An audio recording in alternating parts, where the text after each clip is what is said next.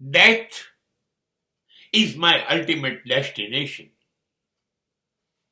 I purely believe, I strongly believe that I must use my life to know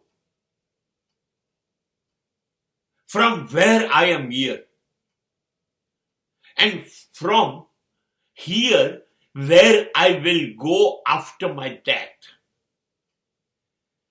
મારા જીવનનો બીજો કોઈ ઉદ્દેશ્ય હેતુ છે જ નહીં. એક જ ઉદ્દેશ્ય છે, એક જ હેતુ છે. હું કોણ હતો?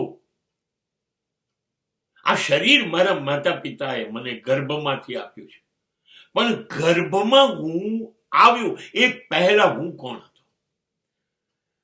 એ મારી શોધ છે. એનો જવાબ મેળવવા માટે હું આ ધરતી પર આવ્યો છું. એ મેળવીને જઈશ, અને જઈશ જીવન એની પાછળ ખર્ચીશ. કેમ કે જઈને હું ક્યાં જઈશ? મર્યા પછી હું ક્યાં હોઈશ? મર્યા પછી મારું કોણ હશે?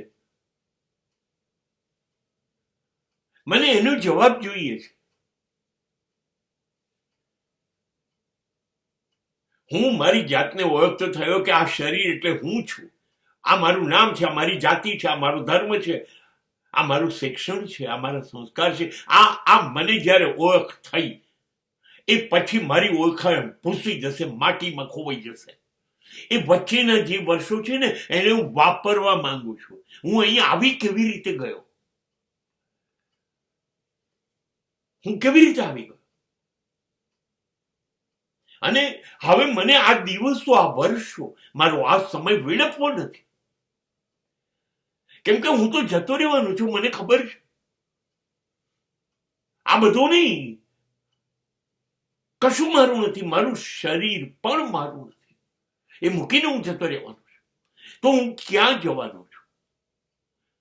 કોઈકે શરીર આપ્યું તું, હવે શરીર લઈ લેશો તો હું શું છું? જો શરીર કોઈ આપે, કોઈ શરીર લઈ લે, તો હું શું છું? અને તો હું છું. અને હું છું તો હવે હું ક્યાં હોઈશ?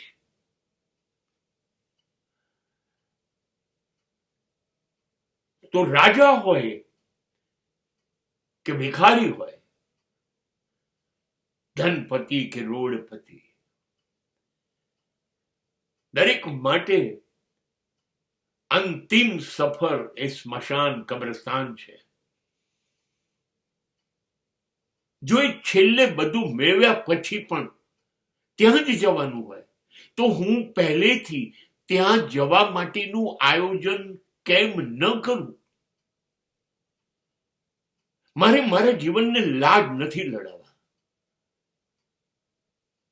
મારે જીવનને અર્થ આપવો છે કે તું નહીં હોય તો તારું કોણ? તું ક્યાં હોઈશ? તારું શું થશે? મને આ શોધવું છે. હું તૈયારીમાં છું. મૃત્યુ આવવાનું છે, મને ખબર છે. એટલે હું આ જે મને ઉછીનું જીવન મળ્યું છે, થોડા શ્વાસ, એ વેડફવા નથી માંગતો. શાંતિથી, સંતોષથી મૃત્યુ પામું. અને મૃત્યુ પામું એ પહેલા મને મારા પ્રશ્નોના જવાબ મળે, એના માટે આ જીવન છે. એને હું વેડફીશ નહીં. I will rich to my destination. આ જન્મમાં નહીં તો આવા અસંખ્ય જન્મ લઈશ.